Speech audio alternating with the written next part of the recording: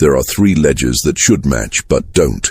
The first sits in the Virginia State Archives, a population register from Richmond's Shockoe Bottom district, dated March 1839.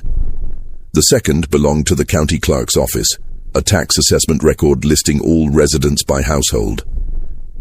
The third was a private document, locked in a merchant's safe for 47 years until his grandson found it wrapped in oilcloth, its pages listing names that appeared nowhere else. 19 children, different ages, different families, different streets, all recorded in that third ledger as relocated on the same night, April 14, 1839.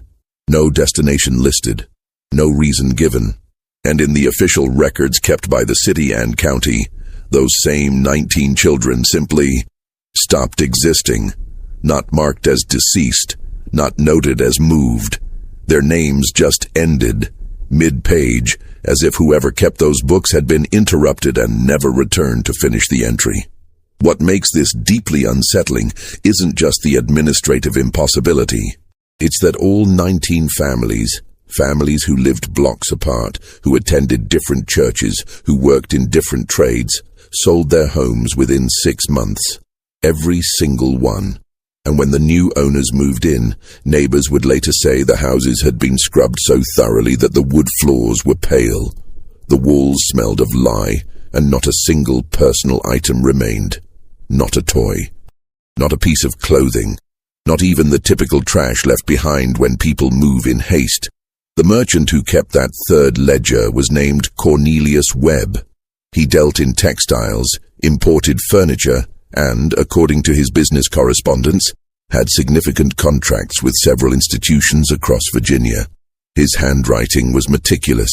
His records, cross-referenced with bank documents and shipping manifests, were accurate down to the penny. He was not a man who made mistakes in his bookkeeping. So when his ledger lists those 19 names with the notation, collection fulfilled, no documentation required per agreement, and then shows a payment of $4,200 deposited to his account 3 days later, we have to ask what kind of agreement requires children to be moved without any official record. And we have to ask why, in the summer of 1840, a Richmond newspaper ran a small notice requesting information about certain families formerly of Shockoe Bottom district who departed without forwarding addresses. The notice offered a reward for information. It was placed by a lawyer named Martin Cofield, who, according to court records, represented a coalition of churches trying to locate former congregants. They never found them. The notice ran for 6 weeks. No one ever claimed the reward. This is the story of what happened on April 14, 1839, the night 19 children were moved without records. And this is the story of what 3 people discovered when they tried to find out where those children went. Richmond in 1839 was a city of contracts. Not the legal kind, necessarily, though those existed in abundance. These were the unspoken contracts that governed daily life, the understood agreements between merchants and suppliers, between landlords and tenants, between those who had capital and those who provided labor. The city's economy ran on these handshake deals, these nods of understanding, these arrangements that required no documentation because everyone involved knew exactly what was expected. Shockoe Bottom was where many of these contracts were made. The neighborhood sat in the low basin near the James River, a warren of brick townhouses, boarding establishments, warehouses, and workshops. It was densely populated, loudly industrial, and perpetually covered in a fine coating of coal dust from the nearby railway depot. The people who lived there were coopers and seamstresses, dock workers and laundresses, clerks and craftsmen, the functional middle tier of Richmond society. Not wealthy, but not destitute, respectable, but not prominent. The 19 children who disappeared came from this world. Their names, according to Cornelius Webb's ledger, were Thomas Reeve, age 11, Margaret Doyle, age 8, Samuel and Abigail Quinn, twins, age 10, Henry Moss, age 7, Catherine Brenner, age 9, Rebecca Watts, age 12, Joseph and Daniel Palmer, brothers, ages 8 and 6, Eleanor Cross, age 11, William Archer, age 9, Sarah Lindley, age 7, Lucy Heston, age 10, James Rudge, age 8, Alice Porter, age 12, Peter Finch, age 9, Mary Sinclair, age 11, Hannah Brooks, age 8, and Caroline Webb, age 7, and Cornelius Webb's own daughter. That last name is where the story begins to fracture into something harder to explain. Why would a successful merchant, a man with contracts throughout the state, include his own child in a transaction he documented as a collection? Why would he record her name alongside 18 other children, note that they were relocated without documentation, and then accept payment for this service? The answer, or at least the beginning of one, came to light in February 1840, when a seamstress named Judith Reeve tried to retrieve her son's baptismal record from St. John's Episcopal Church. Thomas Reeve, age 11, had been baptized there in 1828. Judith needed the record to settle an inheritance matter. Her mother had recently passed, and the lawyer handling the estate required proof of Thomas's age and legitimacy. The church secretary, a fastidious man named Roger Pendleton, searched the baptismal registry. He found the entry: Thomas Reeve, baptized September 14, 1828, son of Judith and William Reeve, both present and in good standing. But when Pendleton checked the church's membership rolls, the list of active congregants maintained for collection of tithes and distribution of parish aid, the Reeve family was listed only until April 1839. After that, nothing. Their names simply stopped appearing. No forwarding address. No notation of transfer to another parish. No death recorded. Judith Reeve was standing right in front of him. "I'm sorry," Pendleton said carefully, "but according to our records, your family is no longer affiliated with this parish as of April of last year." "That's ridiculous," Judith said. "We moved to Manchester." Manchester was across the river, a growing suburb of Richmond. "We attend St. Andrews now. We informed Father Caldwell when we left." Pendleton checked the transfer records. There was no note of any Reeve family transferring their membership. He checked the correspondence files. No letter from Judith or her husband notifying the church of their move. "There must be a mistake," Judith said, but her voice had changed. Something uncertain had crept into it. Pendleton looked at her for a long moment. Then he said, very quietly, "Mrs. Reeve, I need to ask you a question, and I need you to answer honestly. Where is your son, Thomas?" Judith's face went pale. "Why would you ask me that?" "Because, according to our records, your family ceased attending services in April of last year. And I'm looking at a notation here, in Father Caldwell's handwriting, that says, 'I'm sorry, I shouldn't have brought this up.' What does it say?" Pendleton hesitated, then he turned the registry so Judith could see. Next to the Reeve family name, in the April 1839 column, Father Caldwell had written in small, cramped script, "Family withdrawn. Matter closed per arrangement." Judith stared at those words. "We didn't withdraw. We moved. Father Caldwell knew we were moving." "When did you last see Father Caldwell?" "April 13th. He came to our house that evening. He said he said there was something we needed to discuss about Thomas's education. He was very insistent that we speak privately." "And what did you discuss?" Judith's hands had started to shake. "I don't remember. That wasn't entirely true." She remembered some of it. She remembered Father Caldwell sitting in their front parlor, his hat balanced on his knee, speaking in low, soothing tones about opportunities and obligations. She remembered her husband, William, nodding slowly, asking careful questions. She remembered feeling a strange sense of relief, as if a burden she hadn't known she was carrying had been lifted. And she remembered waking up the next morning to find Thomas's bed made, his clothes packed neatly in a trunk that now sat in their attic, and William telling her calmly that everything had been taken care of. "He's at a school," William had said. "A very good school. He'll receive an excellent education." "Which school?" Judith had asked. William had looked at her with an expression she'd never seen on his face before, something distant and final. "We're not to ask questions about it. That was the agreement." And the strange thing, the thing that still bothered Judith when she allowed herself to think about it, was that she had accepted this answer. Not just accepted it, but felt somehow compelled to accept it, as if the decision had been made by someone with more authority than her husband, someone whose judgment could not be questioned. She hadn't seen Thomas since April 14th, 1839. Roger Pendleton was watching her carefully. "Mrs. Reeve," he said, "you're not the first person to come here looking for records from last April." Martin Cofield first heard about the missing children in August 1839, 4 months after their disappearance. He was a young lawyer, only 2 years out of his legal training, with an office above a tobacco shop on Main Street. His practice consisted mainly of property disputes, contract reviews, and the occasional estate settlement, routine work that paid modestly but steadily. He was methodical, thorough, and had a reputation for finding details that others missed. A woman named Frances Doyle came to his office on a sweltering afternoon, carrying a worn leather folder containing what she said were all the documents related to her daughter, Margaret. "I want you to find her," Frances said. Cofield, assuming this was a custody matter, asked the expected questions. Had the child been taken by the father? Was there a dispute over guardianship? "No," Frances said. "Nothing like that. She went to a school. We were told it was a school. But when I write to the address we were given, my letters come back. When I try to visit, the building is empty." Cofield opened the folder. Inside were letters, a birth certificate, a baptismal record, and most puzzling, a receipt. The receipt was dated April 14th, 1839, and was signed by someone named Dr. Nathaniel Erskine.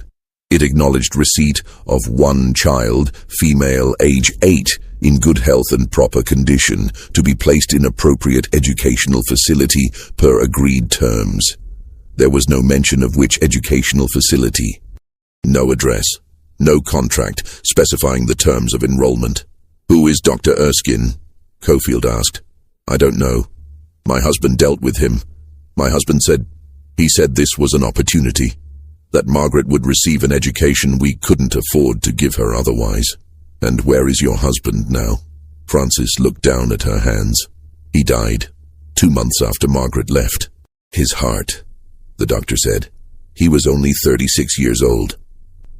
Something in her tone made Cofield look up from the documents. "You don't believe it was his heart. I believe my husband agreed to something he shouldn't have agreed to.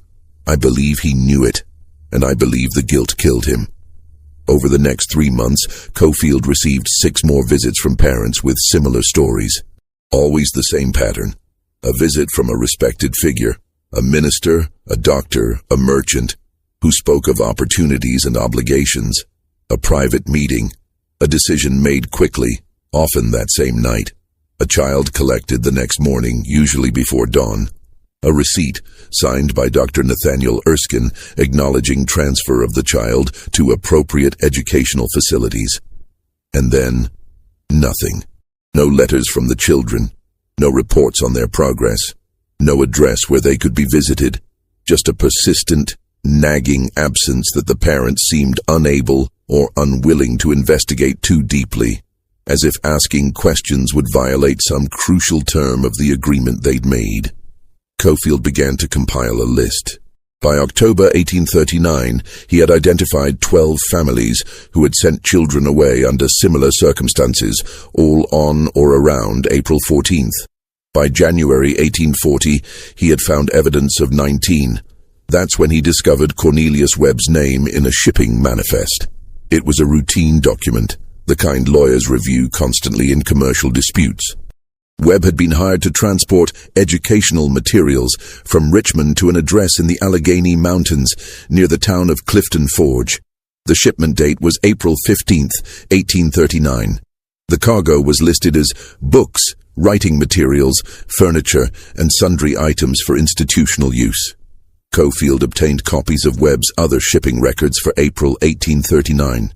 There were 5 separate shipments in that month, all to the same address in Clifton Forge, all categorized as educational materials. The total weight of the cargo was substantial, over 4,000 pounds across all 5 shipments. But what caught Cofield's attention was a notation in Webb's personal ledger, which he obtained through a subpoena in an unrelated business dispute. The ledger showed the same shipments, but with different cargo descriptions. Where the official manifests said educational materials, Webb's private record said collection fulfilled, no documentation required per agreement. And one of the children listed in that collection was Caroline Webb, his own daughter. Cofield went to Webb's residence on Franklin Street, a substantial brick house with a columned portico. A housekeeper answered the door and informed him that Mr. Webb was not receiving visitors. "Tell him I'm here about his daughter Caroline." The housekeeper's expression didn't change. "Mr. Webb has no daughter, sir. He had a daughter in 1839. She was 7 years old. I've worked in this house for 12 years, sir. Mr. Webb has never had children." Cofield left his card and walked back to his office, his mind racing.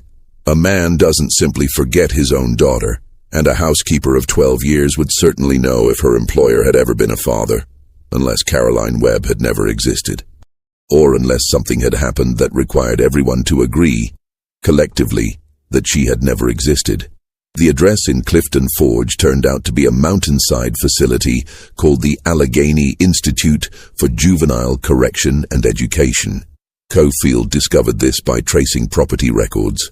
The land had been purchased in 1837 by a consortium of investors calling themselves the Virginia Educational Trust. The Trust's stated purpose was to establish modern facilities for the moral and intellectual improvement of children requiring specialized instruction. The facility itself was remote, accessible only by a narrow mountain road that wound through dense forest. It consisted of a main building, a severe 3-story structure of gray stone, and several outbuildings for workshops, storage, and staff housing. High walls surrounded the compound. The only gate was kept locked and guarded. Cofield made the journey in March 1840, traveling by coach to Clifton Forge and then hiring a local guide to take him up the mountain road. The guide, a taciturn man named Hugh, agreed to take him to the gate but refused to go further. "They don't like visitors up there," Hugh said. "It's an educational facility. Surely they have parents who come to visit." Hugh gave him a long look. "Do they?" The gate was solid iron, 12 feet high, set into a stone wall that extended in both directions until it disappeared into the trees. A small gatehouse stood beside it. Cofield knocked on the gatehouse door. No answer. He knocked again, louder. This time he heard movement inside, the scrape of a chair, heavy footsteps. The door opened to reveal a large man in a brown uniform, his face deeply lined, his eyes watery and remote. "No visits without appointment," the man said. "I'm an attorney. I'm here on behalf of several families who—" "No visits without appointment." Cofield pulled out the list of names he'd compiled. "I need to verify whether these children are enrolled here. It's a legal matter." The guard looked at the list without taking it. "Never heard of them." "Then you won't mind if I speak with the director to confirm that." "Director's not available." "When will he be available?" "Don't know." They stood there, facing each other across the threshold. Cofield could see past the guard into the gatehouse interior. There was a desk with a large leather-bound ledger on it. A ring of keys hung on the wall, and on a shelf above the desk, barely visible, was a stack of papers that looked like receipts. "Who's the director?" Cofield asked. "Dr. Erskine." Cofield felt his pulse quicken. "Dr. Nathaniel Erskine?" The guard's expression didn't change. "That's right. I need to speak with him. It's extremely important. Can't help you." The guard moved to close the door, but Cofield put his hand against it. "Listen to me. 19 families have lost track of their children. They were told the children were being educated. They were given receipts signed by Dr. Erskine. They have a right to know if their children are here." The guard's face remained impassive. "Nobody here by those names." He pushed the door closed with enough force that Cofield had to step back or risk his fingers being crushed. Cofield stood outside the gate for a long time, looking up at the main building visible beyond the wall. It was a gray, cheerless structure with narrow windows. He couldn't see any movement inside. No children playing in the yard. No staff going about their duties.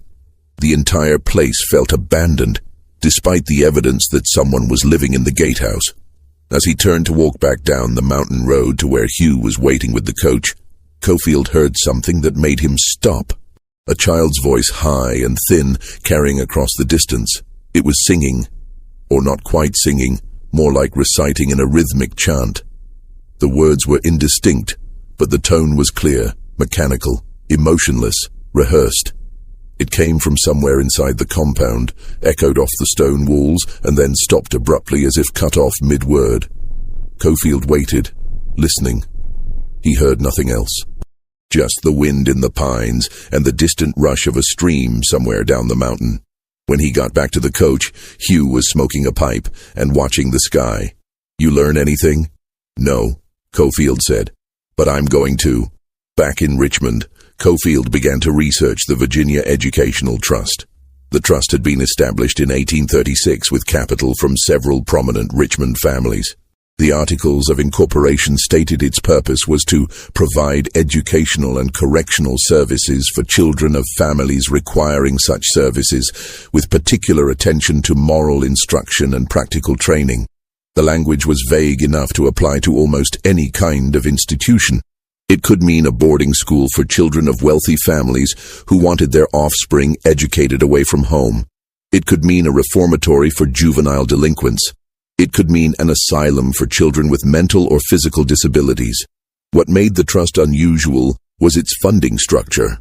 Rather than charging tuition directly to families, it operated on a subscription model. Wealthy patrons contributed annual funds to support the trust's operations. In exchange, they received the authority to nominate children for placement in the trust's facilities. This meant that poor families like the Doyles and the Reeves, could have their children accepted into the trust's programs without paying tuition. All that was required was a nomination from a patron and the family's consent. Cofield obtained a copy of the trust's subscriber list. It was a who's who of Richmond society: merchants, bankers, physicians, clergy, politicians. Many of them were members of the same exclusive clubs, attended the same churches, sat on the boards of the same charitable organizations. And several of them, Cofield discovered, had been present at a meeting in March 1839, 1 month before the 19 children disappeared. The meeting had been held at the Exchange Hotel in a private dining room. It was organized by Dr. Nathaniel Erskine, who had traveled from Clifton Forge specifically to address the trust subscribers. The hotel's records showed that Erskine had reserved the room for 4 hours and had ordered dinner for 23 guests. Cofield couldn't find any minutes or notes from that meeting, but he did find something else. A letter from one of the attendees, a banker named Gerard Stone, written to a business associate in Philadelphia. The letter was dated March 28, 1839, and had been preserved in Stone's business correspondence. Most of it dealt with routine financial matters, but near the end, Stone had added a paragraph that seemed oddly placed. "I attended a most interesting presentation last week regarding modern educational methods. Dr. Erskine makes a compelling case for the benefits of removing certain children from inadequate home environments and placing them in controlled settings where their moral and intellectual development can be properly guided. The experiment he proposes is ambitious, but I believe it has merit. Several of us have agreed to assist in identifying suitable candidates." Suitable candidates. Cofield read that phrase over and over. There was something clinical about it, something that reduced children to specimens in an experiment. And the word removing bothered him. Not enrolling or placing, but removing, as if the children were objects to be extracted from one location and inserted into another. He made a list of everyone who had attended that meeting. Then he cross-referenced the list with the families of the 19 missing children. Every single family had been visited by someone who attended that meeting. The Doyles had been visited by Father Caldwell, who was on the list. The Reeves had also been visited by Father Caldwell. The Quinn family had been visited by Dr. Marcus Wells, a physician who sat on the trust's board. The Brenner family had been visited by Gerard Stone himself, who had offered to help with a debt problem in exchange for their cooperation with an educational opportunity. Cornelius Webb, who had transported the children and whose own daughter was among them, had attended the meeting. This wasn't a series of individual decisions made by independent families. This was a coordinated operation. The attendees of that March meeting had divided up Shockoe Bottom like territory to be canvassed, systematically visiting families, making their presentations, securing consent. But consent to what exactly? Cofield went back to the receipts signed by Dr. Erskine. He examined them carefully, looking for any clue he might have missed. The language on each receipt was nearly identical, acknowledging receipt of one child, age, gender, in good health and proper condition, to be placed in appropriate educational facility per agreed terms. The phrase, in good health and proper condition, struck him as odd. It was language typically used for livestock or goods being transferred for inspection or sale. It implied that the child's physical state had been assessed and approved prior to transfer. Why would that assessment be necessary for enrollment in an educational institution, unless the institution wasn't primarily educational? Unless the appropriate facility referred to something else entirely, something that required children to meet specific physical criteria. Cofield remembered the chanting voice he'd heard at the Allegheny Institute, the mechanical, rehearsed quality of it. He remembered the guard's flat denial that any of the named children were present, despite the overwhelming evidence that they had been transported there.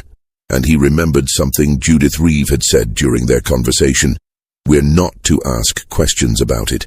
That was the agreement. What kind of agreement requires parents not to ask questions about their own children? An agreement made under duress, perhaps? Or an agreement made by people who had been convinced that asking questions would violate sacred trust? Or an agreement made by people who knew, on some level, exactly what they were consenting to, and who found it easier to suppress that knowledge than to face it directly? Cofield returned to Clifton Forge in April 1840, exactly 1 year after the children had been taken. This time he didn't go alone.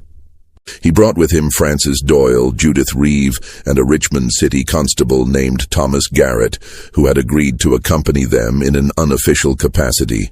Garrett was a practical man, skeptical of conspiracy theories, but he'd known several of the missing children personally, and their disappearance troubled him. They arrived at the Institute's gate on a cold, overcast afternoon. The same guard was on duty, and he gave them the same response. No visitors without an appointment. Garrett stepped forward, showing his badge. I'm not requesting a visit. I'm conducting an investigation into the whereabouts of 19 children whose families have filed inquiries with the Richmond City authorities. I have legal authority to inspect the premises if necessary. The guard looked at the badge with no visible reaction. You're outside Richmond's jurisdiction. I'm aware of that. But I'm also authorized to pursue investigations beyond city limits when circumstances warrant. You can either cooperate and allow us to speak with Dr. Erskine, or I can return with a county sheriff and a court order. Your choice. The guard considered this for a long moment. Then he turned and walked back into the gatehouse.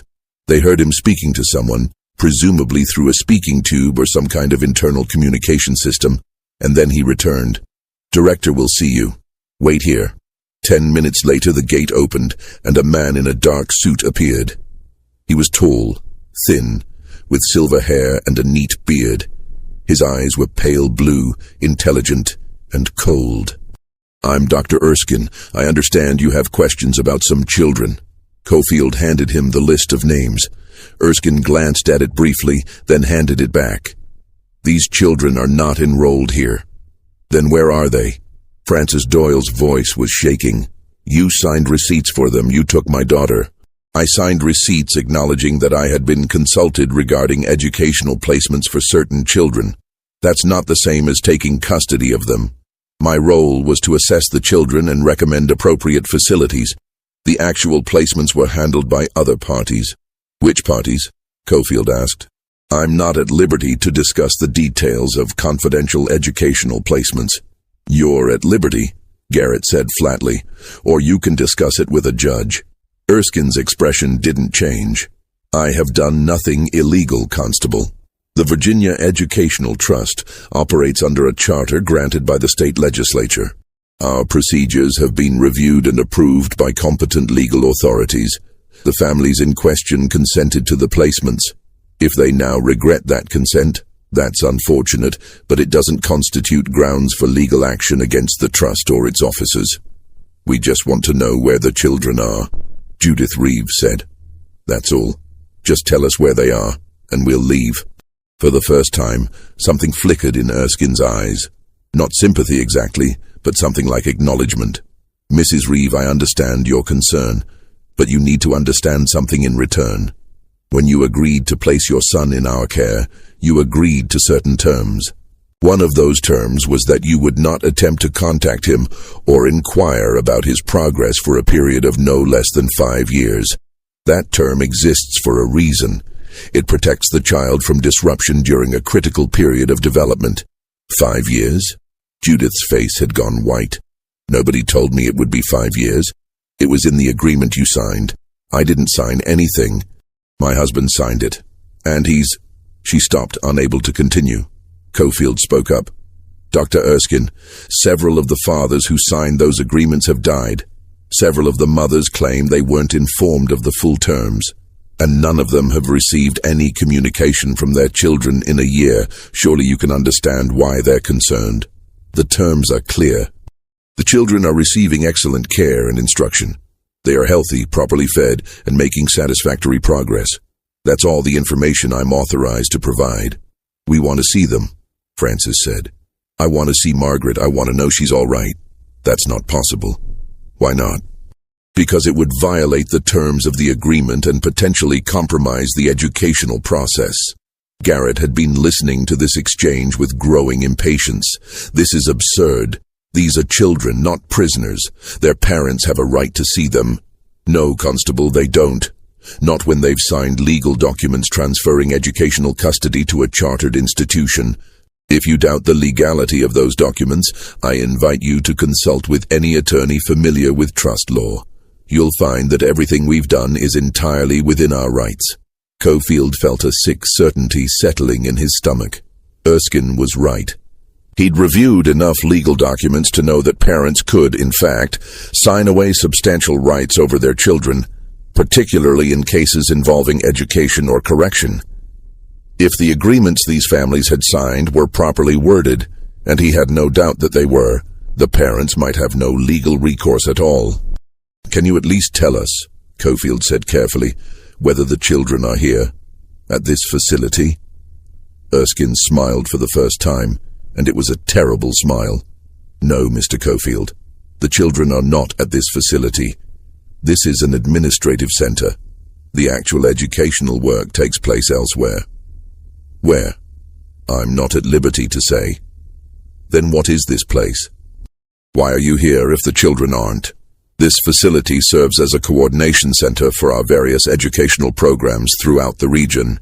We maintain records, train staff, and process the administrative requirements of our work. The children themselves are housed at separate locations better suited to their needs. Locations, Cofield repeated. Plural? Yes. We operate several specialized facilities depending on the particular requirements of each case.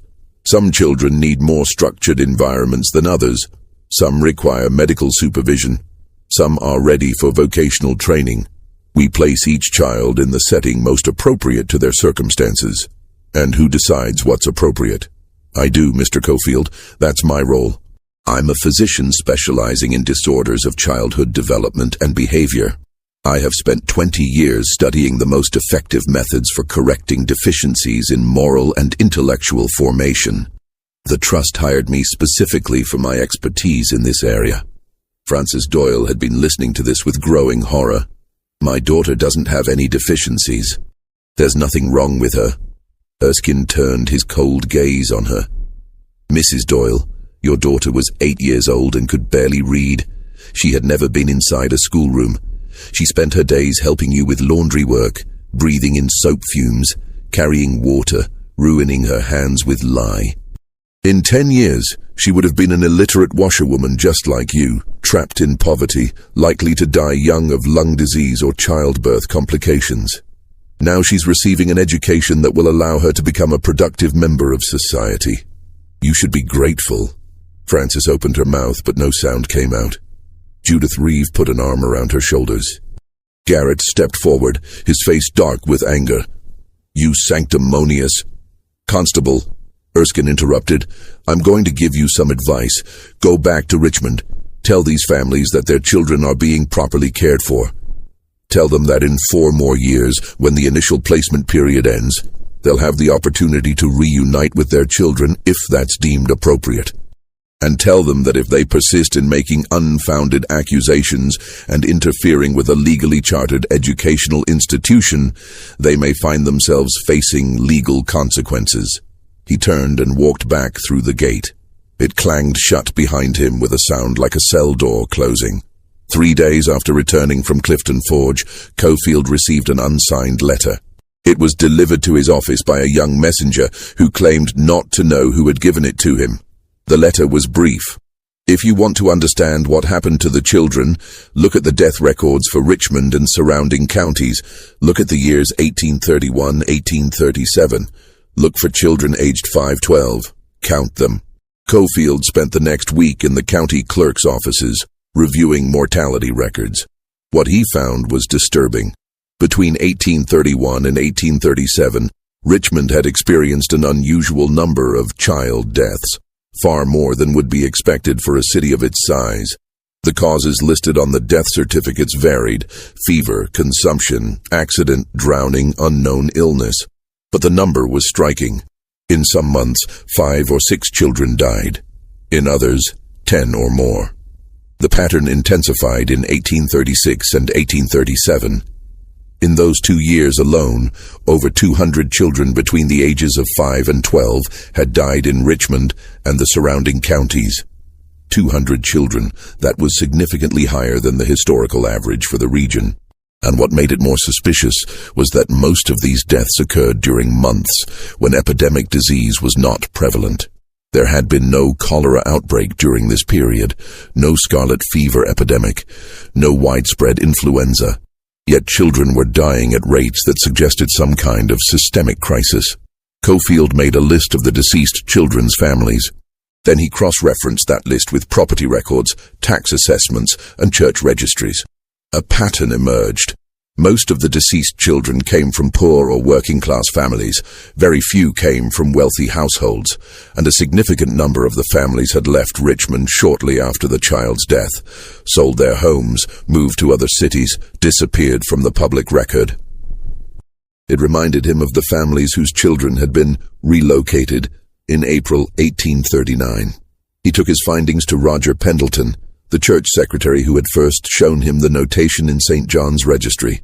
Pendleton listened carefully, his face growing progressively paler. "You think the deaths were connected to this educational trust?" "I don't know," Cofield said. "But I think someone was experimenting, testing something, and I think a lot of children died during those tests. Then in 1839 they refined whatever they were doing. That's when they moved from trial runs to systematic collection." "Collection of what? For what purpose?" "I don't know. But Dr. Erskine is a physician specializing in childhood development. He talked about correcting deficiencies and appropriate settings for different children. What if he's been trying to develop methods for reshaping children's behavior, for training them to be obedient, compliant, useful?" Pendleton looked skeptical.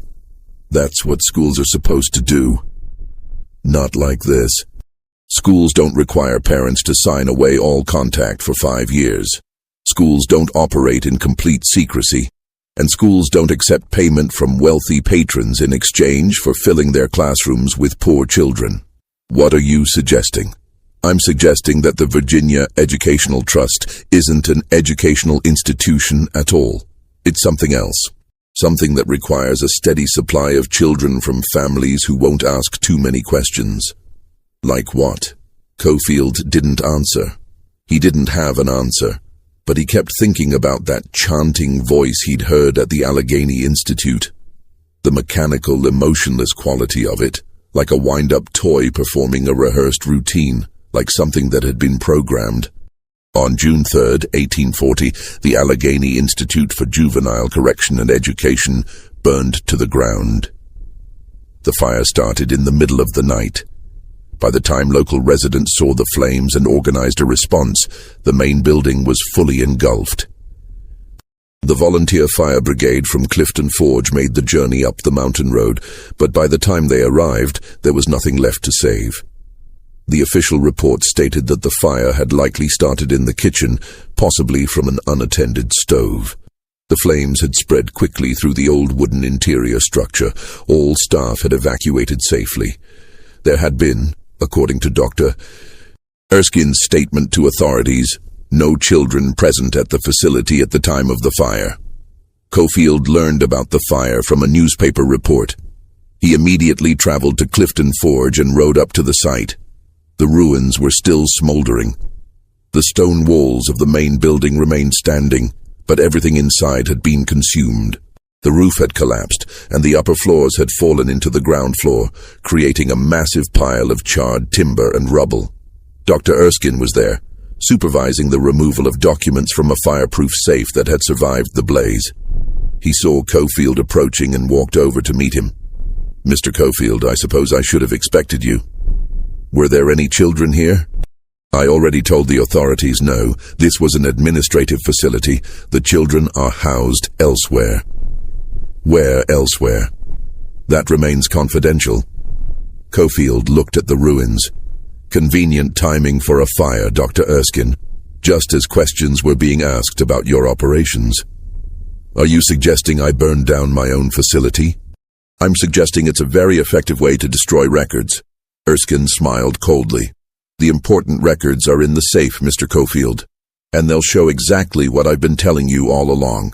The children were placed in appropriate educational settings with full consent of their families. Everything was legal. Everything was documented." "Then show me the documents." "I will, when you return with a proper court order signed by a judge with jurisdiction in this county. Until then, you're trespassing on private property, and I'm asking you to leave." Cofield turned to go, then stopped. "Dr. Erskine, where's your daughter?" "Caroline. She was 7 years old in 1839. According to your own ledger, she was part of the collection in April of that year. Where is she now?" For the first time, Erskine's composure cracked. Something moved behind his eyes. Grief, perhaps, or guilt, or something harder to name. "Caroline is dead, Mr. Cofield. She died of pneumonia in the winter of 1838, 6 months before the placements occurred.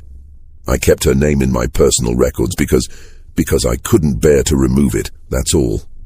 The ledger lists her as relocated on April 14th, 1839. The ledger is wrong. Or I made an error. I was grieving." Cofield studied his face. "I don't believe you." Erskine stepped closer, his voice dropping to barely above a whisper. "It doesn't matter what you believe, Mr. Cofield. It matters what you can prove, and you can't prove anything. The children are alive and well. They're receiving excellent care.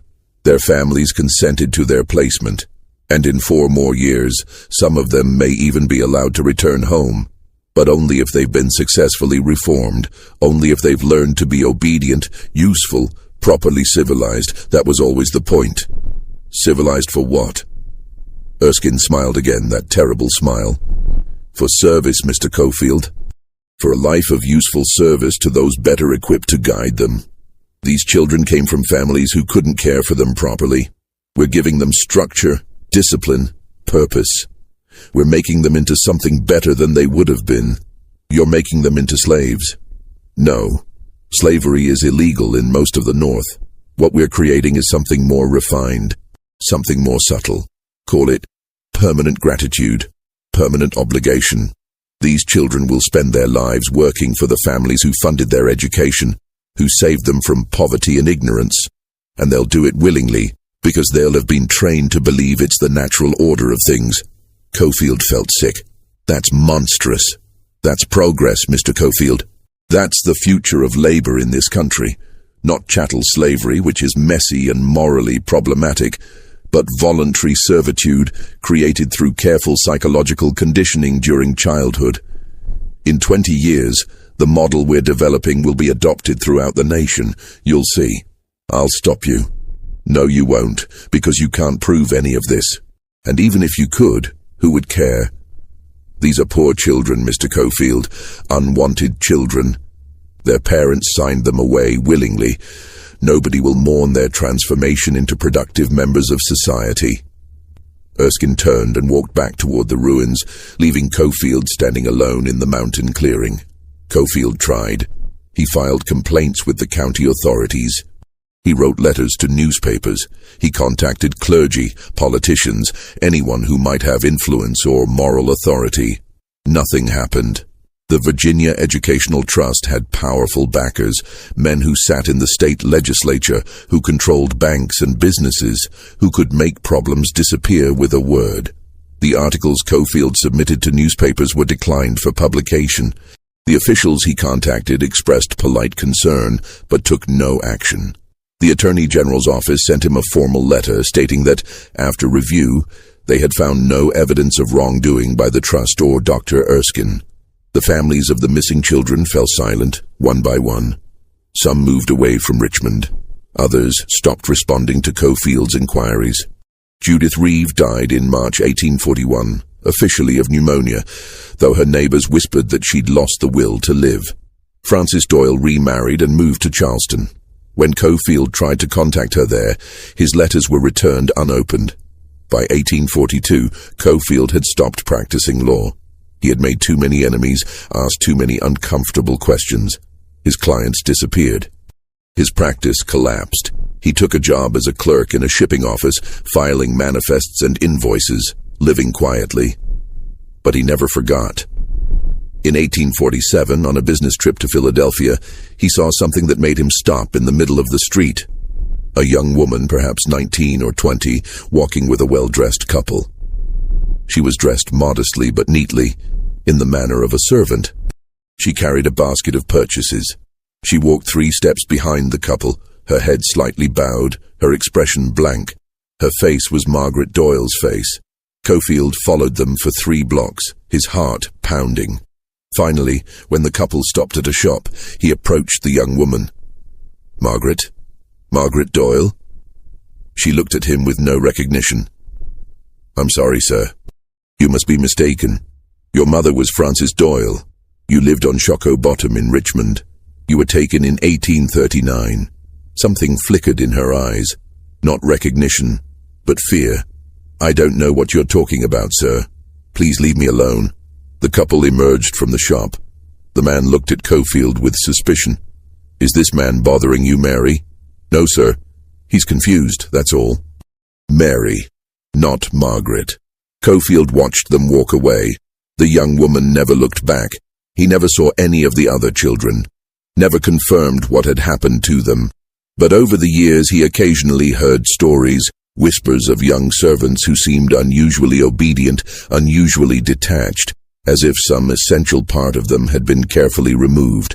He kept a file in his desk drawer, the list of names, the receipts, the copies of records he'd gathered. He couldn't use them. He couldn't prove anything, but he kept them, because someone needed to remember.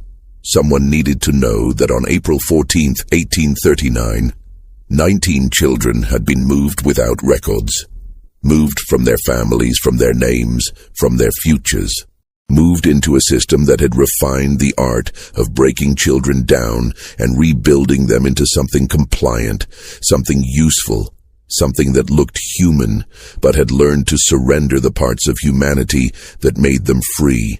The Virginia Educational Trust continued operating until 1851, when it quietly dissolved. Dr. Nathaniel Erskine died in 1853, wealthy and respected, his obituary praising his pioneering work in childhood education. Cornelius Webb lived until 1862. His ledger was found after his death, locked in a safe. His grandson read it, then burned it, but not before making a handwritten copy, which he kept wrapped in oilcloth, hidden away, as if destroying it completely would somehow make the contents more real. The families never saw their children again. The children, the ones who survived, lived out their lives in service to the families who had paid for their transformation. Some may have had moments of memory, brief flickers of a different life. But those memories would have been formless, unreliable, easily dismissed as imagination. They would have forgotten their real names, forgotten their mothers' faces, forgotten what it felt like to be children who laughed and played and made noise. All they would remember was silence, obedience, the weight of obligation that never ended, and the knowledge, buried so deep it might not even register as knowledge, that they had once been someone else.